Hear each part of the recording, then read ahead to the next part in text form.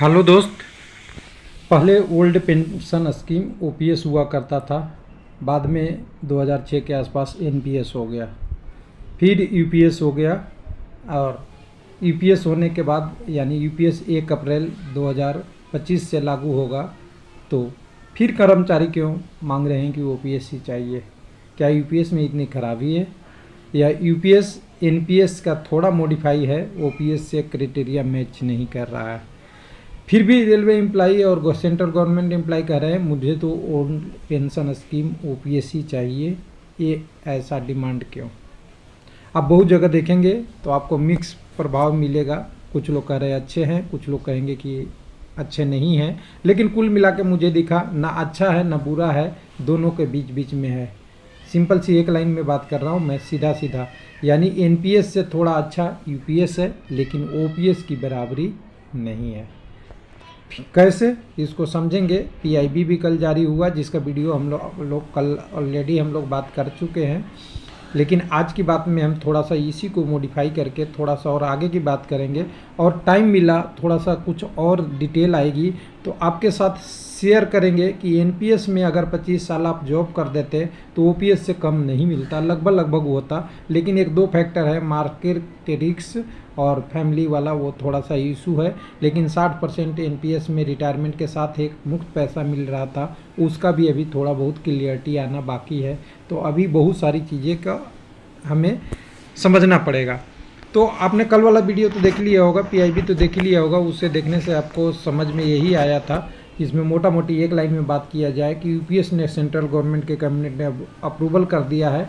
Last 12 महीने का जो रिटायरमेंट के समय आपका बेसिक होगा उसका एवरेज निकाल के उसका 50% आपको दिया जाएगा। लेकिन उसके लिए कैलकुलेशन के लिए आपको मिनिमम रेलवे या आपको सेंट्रल गवर्नमेंट में 25 साल की जॉब होनी चाहिए। स्टेट गवर्नमेंट की अभी बात नहीं हो रही है, फ्यूचर में हो सकती है। लेकिन अगर 25 साल नहीं किए तो 10 साल पे कैलकुलेशन 10,000 से शुरू होके जो 25 साल में 50% वाला के बीच में कहीं भी मिल सकता है, वो कैलकुलेशन प्रो डाटा रेट पे होगा। उसके बाद आपको इसमें जो सारी चीज़ें हैं, जिसमें इसमें पेंशन का 60% पेंशन आपको मिलेगा बिफोर बेनिफिट डिमांड। यानी आप कह सकते हैं कि सीधा सीधा बात किया गया था कि अगर हस्बैंड या वाइफ जिनके डिपेंडेंट पे, मतलब अगर हस्बैंड जॉब में है तो वाइफ को, वाइफ जॉब में है तो हस्बैंड के जो डिपेंडेंट टाइप पे होंगे, डिपेंडेंट नेचर का। ऐसा नहीं कि डिपेंडेंट नहीं हो, कई लोग क्या रहते हैं अगर वाइफ जॉब पे है तो उनका हस्बैंड डिपेंडेंट नहीं होता। ये भी एक कई बार ऐसा हुआ है, क्योंकि दोनों जॉब में है, बहुत सारी इशू होती है।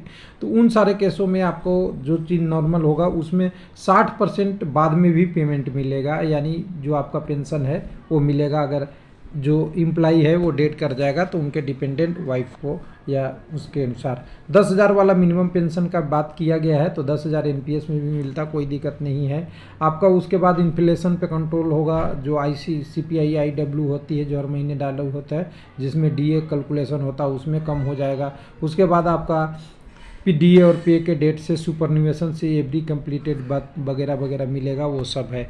लेकिन इसको अगर डिटेल में देखा जाए ना, तो मेरे साथ एक कैंडिडेट ने शेयर किया है, वो तीनों का आपको समझना होगा। क्या क्या समझना होगा? रेलवे लाइफ हमारा वाला, तो ओपीएस, एनपीएस और यूपीएस, तीनों को अगर एक एक बेनिफिट को ला के देखेंगे, यानी टेबल में हम लोग डिस्कस करेंगे, तो थोड़ा सा समझ में आएगा आपको। और वही चीज़ करने का काम वो कैंडिडेट ने किए हैं, जो भी इन्होंने भेजा है। एक मिनट, दोनों में 2 शीट में भेजा है इन्होंने। और एक कई जगह आपको ट्विटर पे भी मिलेगा, कोई कैंडिडेट ने बनाए होंगे या कोई सीए ने बनाए होंगे, उनकी उन्होंने बना के भेजा है। तो देखिए, सबसे पहले देखिए, आप इससे चलिए, यहाँ पे चलिए। तो देखिए, सबसे पहले है आपका शुरुआत में ओल्ड पेंशन स्कीम, फिर एनपीएस और यूपीएस। तो देखिए, मैं कह रहा हूँ ओपीएस के बराबर एनपीएस नहीं है, यूपीएस नहीं है। एनपीएस से यूपीएस अच्छा है, बस इतना ही है।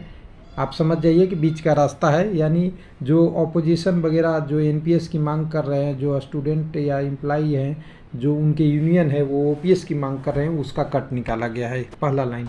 दूसरा लाइन में इसमें एलिजिबिलिटी, जैसे पहले क्या था कि 2004 से पहले जो ज्वाइन करेगा उसको ओल्ड पेंशन मिलता था। उसके बाद गवर्नमेंट ने ओल्ड पेंशन ख़त्म कर दिया, क्या ला दिया? एनपीएस। जो आपका पैसा कटेगा उसी के बाद 2004 के बाद के जो ज्वाइन किया है उसको वो उसी के पैसे काट काट के दिया जाएगा, वो भी मार्केट रिस्क के साथ। नीचे पे बात करेंगे।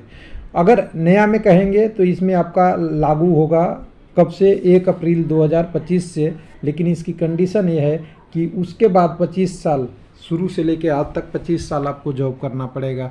नहीं तो ऐसा यहाँ भी क्लाउज लगा दे कि हम 1 अप्रैल 2025 से 25 साल नौकरी चाहिए, तो जो 2004 से 25 के बीच में है वो तो गए भाड़ में, उनको तो कुछ नहीं मिलने वाला। ये भी हो सकता है आजकल, लेकिन जनरली क्या है, यहाँ पे एनपीएस ट्रांसफ़र की बात बोला है तो कैलकुलेशन कट ऑफ वहीं से होगा जहाँ से आपकी ज्वाइनिंग है। चलिए, उसके बाद पेंशन कैलकुलेशन की बात करें तो पहले क्या होता था, 50% आपका जो सैलरी मिलता था उसका एवरेज करके मिलता था। सैलरी मतलब समझ रहे हैं ना, सारी चीज़ें उसमें डीए भी आ जाएगी, बहुत सारी चीज़ें फैक्टर होगा, उस पर मिलता था। आपका हाउस रेंट वगैरह तो नहीं होगा, लेकिन बेसिक और डीए पे मिलता था। लेकिन अभी बात किया गया है कि जो एनपीएस में था वो मार्केट के बेस पे असेसमेंट होगा कि कितना आपका पैसा बचा है, कितनी लाइफ बची है, उसका आपका कैलकुलेशन करके मिलेगा। उसके बाद लेकिन अभी का जो आपका यूनिफाइड पेंशन स्कीम है, इसमें ध्यान दीजिएगा, एकदम बिल्कुल साफ साफ लिखा हुआ है कि 50% आपका बेसिक पे होगा, उसका एवरेज निकाला जाएगा 12 महीने का लास्ट ईयर के जॉब का, उसका जो एवरेज होगा उसको आपको मिलेगा पैसे 50% केवल। उसमें आपका सैलरी की बात नहीं हो रही है, यहाँ पे केवल बेसिक पे की बात हो रही है। तो एक तो यहीं लूप शॉर्ट मार दिया गया कि आपको पूरी सैलरी नहीं, केवल बेसिक का मिलेगा 50%। तो हो गया ना एक तरीके से, एनपीएस ओपीएस से यूपीएस नीचे ही है। साथ में इसमें 25 साल की जॉब तो आपने देख ही रखा, 25 साल का जॉब 50% इम्प्लाई का नहीं होता है, बहुत सारे कंडीशन होते हैं, बहुत सारी चीज़ें होती है, कोई ये कंडीशन वो कंडीशन बहुत सारे का होता भी है। तो जिनका होगा उन्हीं को मिलेगा, नहीं तो फिर वही 10,000 एनपीएस से नीचे वाले में ही रहना पड़ेगा। इम्प्लाई का कंट्रीब्यूशन पहले आपका ओपीएस में क्या होता था, कुछ नहीं इम्प्लाई को देना पड़ता था, उनको कुछ अपने पैसे से नहीं देना होता था, सारा लोड गवर्नमेंट करती थी। आपका इसमें 10% सैलरी और बेसिक डीए का आपको देना पड़ता था इम्प्लाई को यहाँ पे एनपीएस में। ओपीएस में देखिए अभी कुछ इसका पूरा इन्फॉर्मेशन नहीं है कि कितना पैसा कटेगा, लेकिन लोग कह रहे हैं कि एनपीएस वाला ही यहाँ पे ट्रांसफ़र हो जाएगा, क्योंकि एनपीएस का पूरा अकाउंट ट्रांसफ़र हो रहा है। तो सबसे पहले जो आपका पैसा मिल रहा है वो अगर कुछ गवर्नमेंट इसमें ऐड करती है तो नीचे वाला आएगा, वो आपको बेनिफिट मिलेगा कि अब क्या हो रहा है। पहले गवर्नमेंट कह रहा था कि एनपीएस में 14% गवर्नमेंट देती है और 10% इम्प्लाई का होता है सैलरी और बेसिक डीए का।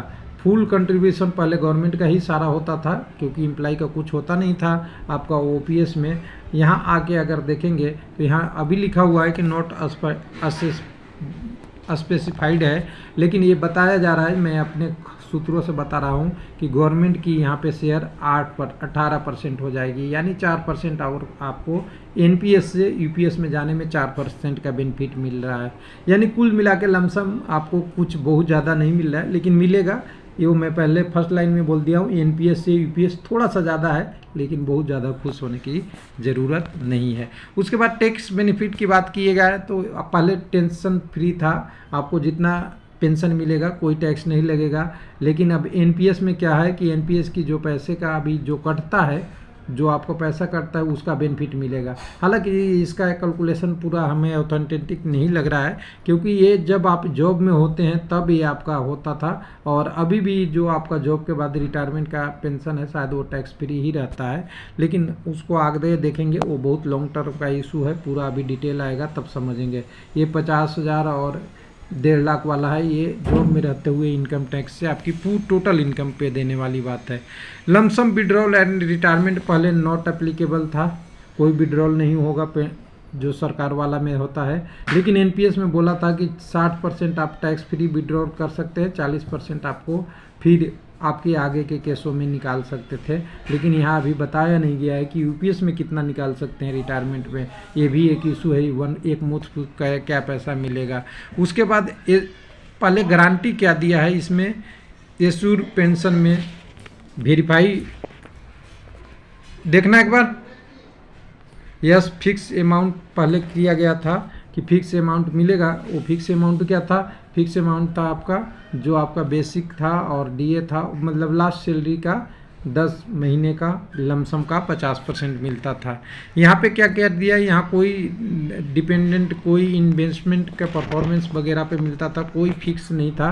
किसी को 4,000 भी मिलता था, किसी को 10, किसी को 20,000 भी, जिसका जैसा पेंशन था, जितना पैसा कटा था, कितना लंबा कटता है, कितना एक्स्ट्रा कटवा रखे थे, उन सारे के डिपेंड पे इनको मिलता था।